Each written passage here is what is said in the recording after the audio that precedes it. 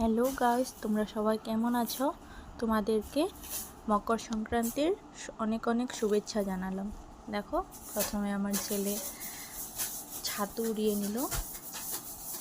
এখন দেখো, খাওয়া দাওয়া করে দই চিড়ে খাওয়া দাওয়া করে এখন আমরা দুজন সবজি কাটতে বসেছি।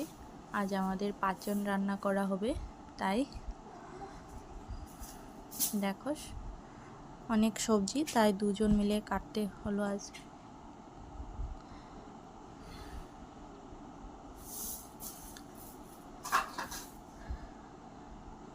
অনেক রকমের সবজি আনা হয়েছে আজ।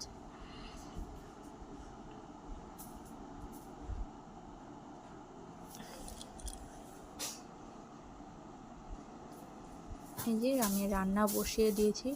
প্রথমে ভাজা পোড়া করে নিয়েছি, দেখো আলু ভেজে নিচ্ছি। এখন বেগুন ভাজা করে নিলাম। এই যে বেগুন ভাজা করে নিচ্ছি।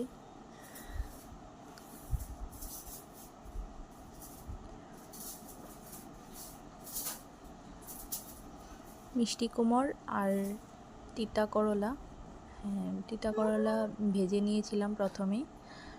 এই যে দেখো, এখন হয়ে যাওয়ার পর দেখো সম্বার দিয়ে, মানে 5 ফোড়ন, তেজপাতা আর শুকনো লঙ্কা এগুলো সম্বার দিয়ে পাঁচনটা বসিয়ে দিলাম।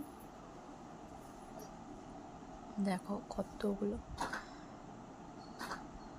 আজকে বড় কড়াইতে রান্না করা হয়েছে, এক কড়াই ভর্তি পুরো।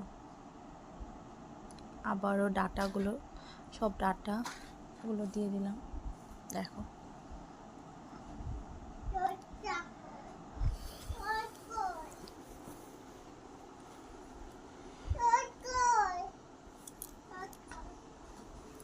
দেখো ঢেকে ঢেকে রান্না করা হচ্ছে। অনেকগুলো তো, তাই